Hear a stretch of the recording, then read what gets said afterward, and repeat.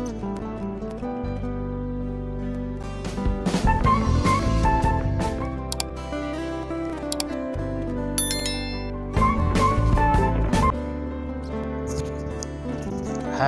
rekan-rekan pecinta sejarah, jumpa lagi dengan Samdani Channel. Kali ini Samdani Channel berbicara tentang Kota Padang di masa awalnya. Saat ini Kota Padang adalah ibu kota Provinsi Sumatera Barat. Kota ini berhadapan langsung dengan Samudra Hindia sehingga debur ombaknya cukup keras. Tapi apakah rekan-rekan pecinta sejarah tahu bagaimana sejarah Kota Padang ini? Ya.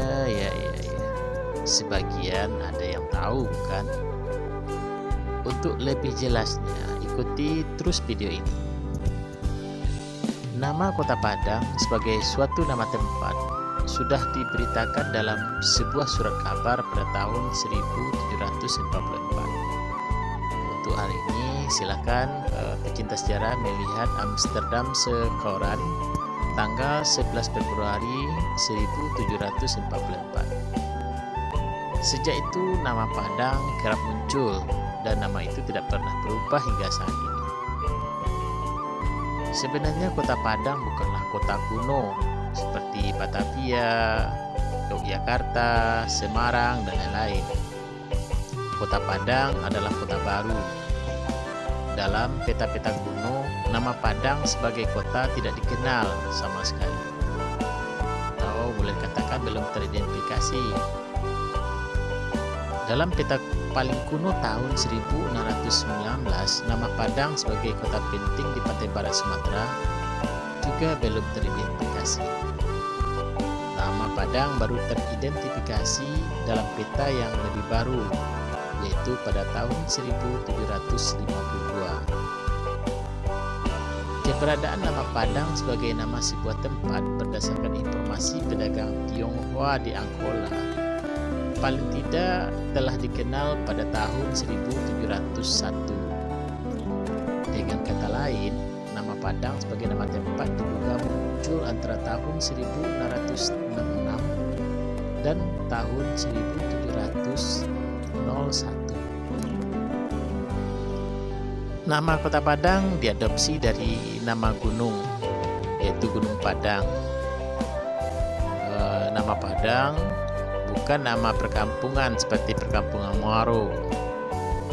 Sebelum menjadi nama kota, nama Padang merupakan nama sebuah benteng yang didirikan Belanda di sekitar Muara, yakni Fort Padang.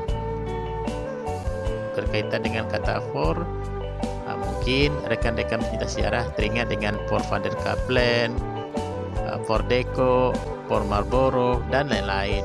Semuanya adalah benteng-benteng yang didirikan oleh kolonial Belanda dalam menghadapi bangsa Indonesia.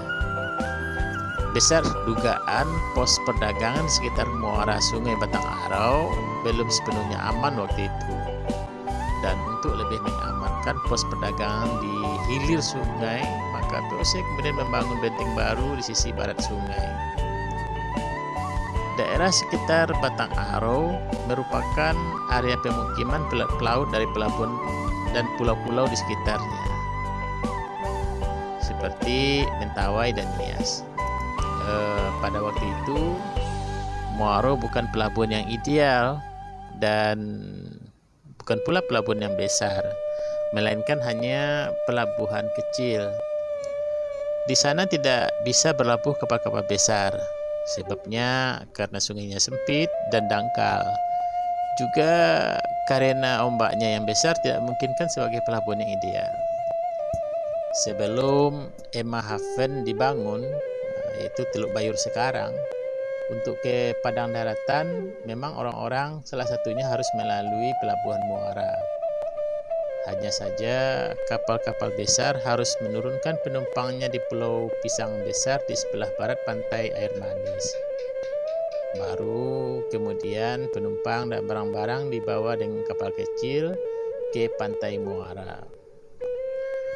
Pelabuhan Muaro sebagai salah satu nama tempat di antara nama-nama tempat utama antara Tiku dan Indrapura kemungkinan baru diperhatikan oleh pihak Belanda atau VOC ketika mereka mulai melihat penduduk pantai barat Sumatera sebagai penghasil perkebunan, terutama kopi. Namun dalam perkembangan lebih lanjut, pos perdagangan yang bermula di Benteng atau Fort sebelah timur terus diperluas. Sisi timur sungai menjadi wilayah pemerintahan Eropa atau Belanda, sementara sisi barat sungai mulai dari Benteng hingga ke hilir menjadi tempat pemukiman orang-orang Tionghoa, Nias, dan para pendatang dari Nusantara lainnya. Adanya aktivitas perdagangan di sekitar pelabuhan Muaro menyebabkan kepadatan penduduk di kawasan itu terus meningkat sampai detik ini. Demikian para pencinta sejarah singkat untuk bagian pertama dari sejarah Kota Padang ini. Jumpa lagi dalam video selanjutnya. Terima kasih.